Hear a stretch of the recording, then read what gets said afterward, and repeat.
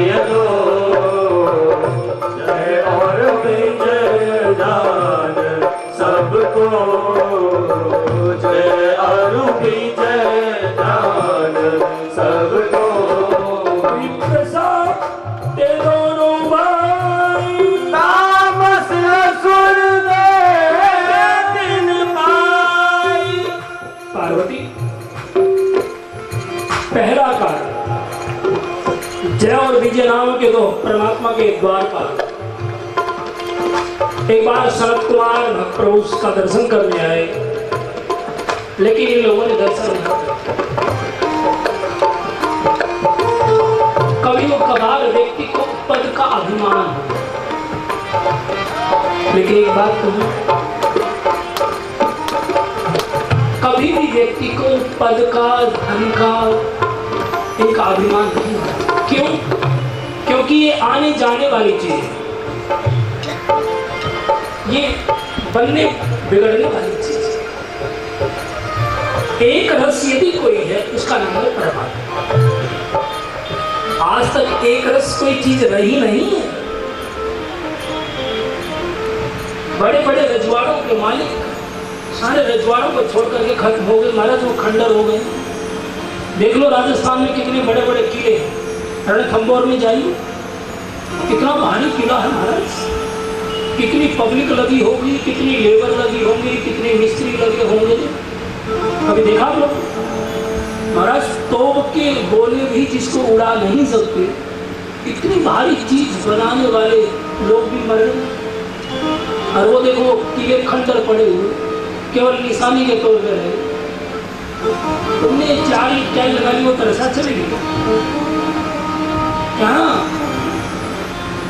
ये आप लोगों का पहल है। इसलिए कभी भी इन चीजों पर अभिमान नहीं करना चाहिए। ये बनने बिगड़ने वाली चीज है, ये सदैव रहने वाली चीज नहीं। जब शरीर बनने बिगड़ने वाली चीज है तो इसके द्वारा जो चीज बनेगी वो भी बनने बिगड़ने वाली ही चीज होगी। लेकिन जिसने तुम्हें बनाया है वो कभी बनने बिगड़ने वाली चीज नहीं है, इसलिए हमें उसी का ध्यान करना चाहिए क्योंकि उसी के पास जाना है। लेकिन कभी कभार नजदीक जाकर भी व्यक्ति संभल नहीं पाता। जैसे गरुड़ जी को देखो, परमात्मा को रोज लेकर के उड़ता है, लेकिन वहां जाकर भी खोपड़ी खराब हो गई और परमात्मा के ऊपर ही संशय हो गया। जिस व्यक्ति के उल्टे लगने होना वो ऊंचाई पर जाकर भी संचार में दृष्टि रखता है, पाप करता है, और ऐसे व्यक्ति को कभी कभार बहुत नीचे गिर जाना पड़ता। देखिए गरुड़ जी को इतनी ऊंचाई पर जाने के बाद काल भुसुंडी के पास बैठना पड़ा। क्यों? कथा सुनने कितने नीचे बैठे।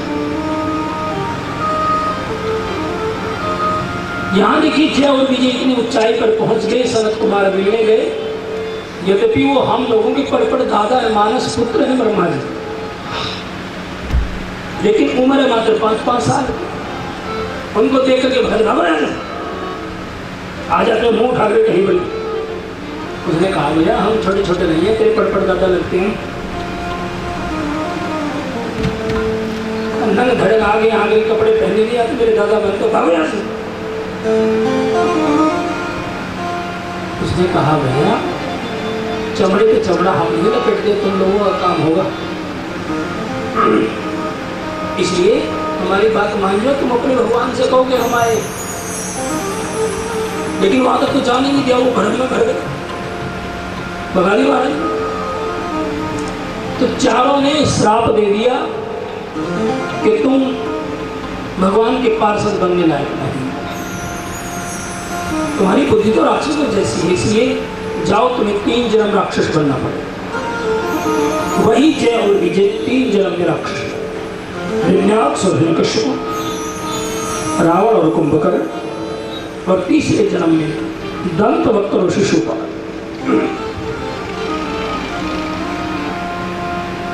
और तीनों जन्मों में भगवान को अवतार लेना पड़ा। पहला कारण तो ये था। दूसरा कारण, एक कर्म एक ही अवतार, चरित अवेदनीय संसार।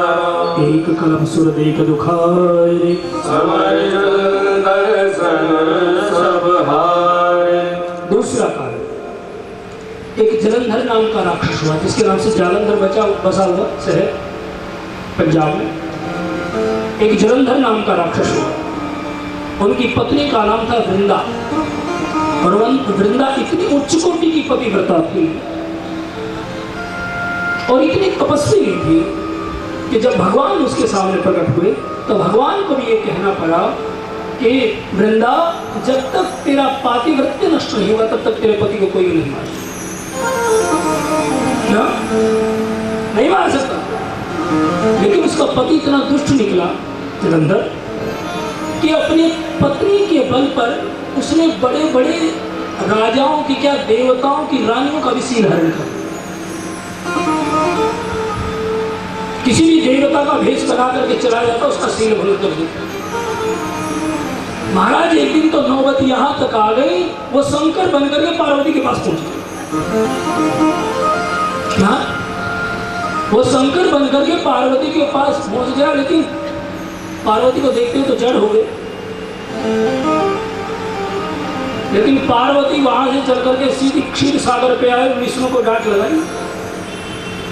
कभी शर्म नहीं आती, ससुराल में डेरा डाल रखा तूने, इसका मतलब थोड़ा सारा कुछ भी करे। भगवान नारायण एकदम उठ खड़े, क्या हुआ मां? कहा जलंधर शंकर बन के पहुंच गया। आम यदि औरत होती तो सील भंग हो गया। तो कम से कम कुछ तो सोचो कि जब शंकर बन करके वहां तक जा सकता है, वो कुछ भी कर सकता है, और तुमने उसकी उनकी पत्नी को वरदान दे दिया। ये कौन सा न्याय हुआ? बस भगवान विष्णु ने उसी दिन कह दिया, मां, यदि वो शंकर बन सकता है तो मैं जलंधर बन सकता हूं, जाओ।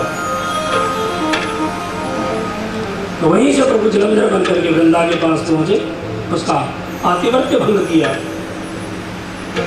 और फिर जलंधर को मारा। तो उसी वृंदा ने श्राप दिया किसको? भगवान को, कि तुझे इंसान की योनि में जाना पड़ेगा और तेरी का हरण मेरा पति करेगा। दूसरा कारण ये, वही जलंधर राम और सिया का हरण। तीसरा, नारद साप दीन एक बार, कल्प एक कहीं लगे अवतारा। गिरिजा चकित भये सुन मारे, गिरिजा चकित भये सुन मारे। नारद विष्णु भगत होने जाए, नारद विष्णु भगत होने जाए। कौन कवन श्राप मुनिदीन, काब राज रमापति कीना। कहने लगे, देवी एक बार तेरे गुरु ने भी श्राप दे दिया। किसने? देवी ऋषि नारद ने। और तेरे गुरु के श्राप के कारण प्रभु को इंसान बना। देखिए क्या कह रही है, भोले बाबा के सामने बैठी। क्यों? लक्ष्मीपति ने मेरे गुरु जी का क्या अपराध कर दिया? लेकिन ये नहीं कह रही मेरे गुरु जी ने क्या अपराध कर दिया जिसके कारण श्राप देना पड़ा। भोले बाबा से बोले, ज्ञानी मूड नहीं को, जस रघुपत करहि जब, सो तस तेज छल हो। मेरे गुरु जी तो भक्त हैं, उनके बड़े ज्ञानी हैं। भोले बाबा हंसे, ना कार्य करने, ना कोई ज्ञानी है और ना कोई मूर्ख है। जिसको प्रभु जो जैसा बनाना चाहे उसको वैसा ही बनना पड़ता है। यहाँ ना कोई ज्ञानी है और ना कोई मूर्ख है। जिसको प्रभु जब जैसा बनाना चाहे, हम तो सुखी हो नहीं भैया, कभी अपने आप में ज्यादा समझदार समझते हो, मैंने बड़े बड़े जगहों में पागल होते हुए देखा है। हाँ?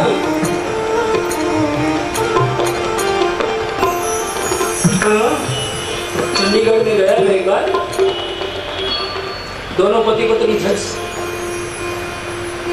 हम सारा दिन दुनिया का न्याय करे, 25 साल दुनिया का न्याय करते हो गए, एक बार दोनों की रोटी के ऊपर हो गए। हाँ? पति ने कह दिया जरा रोटी ले गया, क्यों? मैं भी तो ड्यूटी से आई। तो क्या मैं भी तो ड्यूटी से आया। हाँ? दोनों पंखे से लटक के मर गए। खाएगा फैसला करो, वो अपना फैसला नहीं करता। ये तो सब कहने की बात है भैया। क्या वैसे अपने आपको समझदार समझ दो, लेकिन मूर्खता की पराकाष्ठा यही बात भोले बाबा कह रहे हैं भैया, ना कोई यहाँ ज्ञानी है ना कोई मूर्ख है। जिसको प्रभु जब जैसा बनाना चाहिए वैसा। पहले ये तो बता दो मेरे गुरु जी ने क्यों श्राप दिया? वो तो बड़े भक्त है उसके। तो सुन लो, हिमगिरी गुहा एक अति पावनी,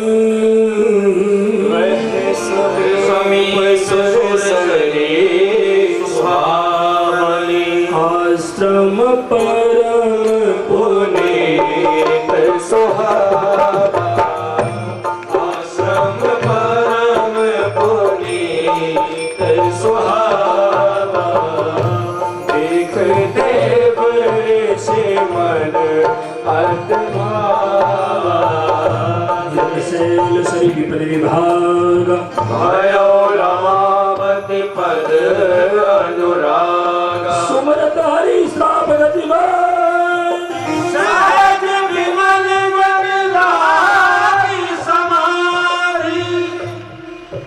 ऋषि नारद ने चलो प्रभु के दर्शन करने आज जाते किनारे किनारे पैदल। जब पैदल जा रहे हैं तो एक सुंदर सी गुफा देखी। उस गुफा को देख करके मन में आ रहा क्यों ना भजन कर ले, बड़ी प्यारी गुफा, एकांतवास। इस विचार को लेकर के वीणा को रख करके भजन पे बैठ गए। पार्वती ने कहा क्यों झूठ बोल रहे हो? क्यों?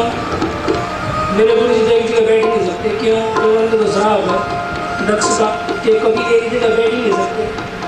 कहीं यही तो कहना चाहता हूँ क्या कि जब इंसान भजन पे बैठ जाता श्राप काम नहीं करता वहाँ।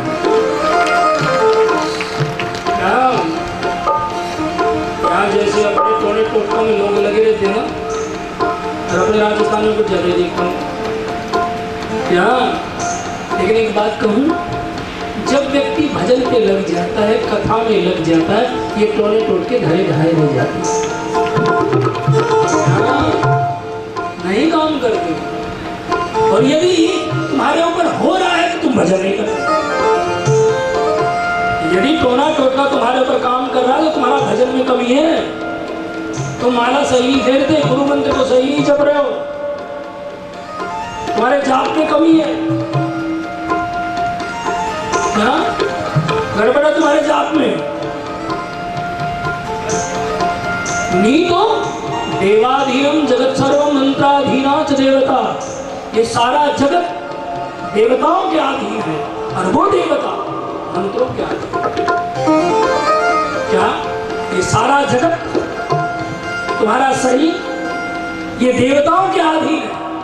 तुम्हारे शरीर में भी 5 ज्ञानेंद्रियां, 5 कर्मेंद्रियां, अंतःकरण चतुष्टय और एक इंद्रिय के साथ एक देवता बैठा हुआ है।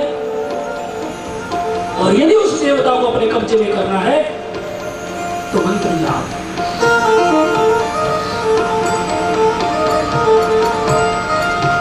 मैं आज भी बैठा बैठा कहीं चर्चा कर रहा था सुबह, 3 चीजें होती है। एक होता है मंत्र, एक होता है तंत्र और एक होता है यंत्र। तुम मंत्र को नहीं जानते, तुम तंत्र को नहीं जानते, लेकिन यंत्र को तो जानते हो। क्या? ये देखो कूलर चलो, ये यंत्र है। तुम्हारे घर में पंखे लगे हुए, घर में मोटर लगी होगी ना? अरे है कि नहीं है ना?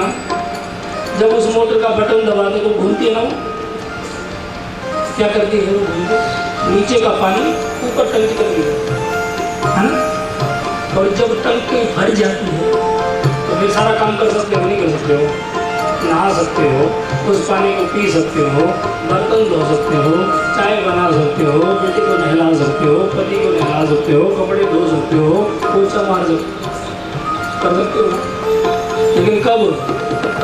जब टंकी में कोई पानी की बूंद होगी तब। यहाँ जब पानी की बूंद नहीं होगी तो क्या करोगे? बोलो, कुछ नहीं कर पाओगे ना। लेकिन वो टंकी कब भरेगी? जब मोटर चलेगी, है ना? ठीक इसी तरह ये तुम्हारी टंकी भी खाली पड़ी है, इसमें गंदगी भरी है तो कुछ नहीं। हाँ, किसी कोने में रसोई बैठी है, किसी कोने में कोई किवाड़ बैठा है, किसी में कोई बेटा बैठा है, किसी में पति बैठा है, किसी में कोई शत्रु बैठा है, किसी में कोई सहेली बैठी है, कोई सहेला बैठा है।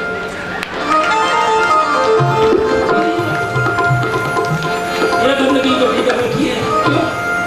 जो चीज इकट्ठी करनी चाहिए वो इकट्ठी कर रहे यहाँ। क्यों? वो इकट्ठी होगी मंत्र को चलाने से। जैसे मोटर घूमती है ना, माला इसलिए तो घुमाते हो। अरे क्यों? हरे राम हरे राम हरे राम। और क्यों क्यों क्यों जाप करते? इसलिए कि जपते जपते जपते जपते तुम्हारे अंदर जो चीज बैठी है, चलते चलते चलते इस टंकी तक पहुंच जाए। और जब टंकी पावरफुल हो जाएगी, वो अपना भला तो करेगी करेगी, वो आस पास में जो चीज होगी उसका भी भला।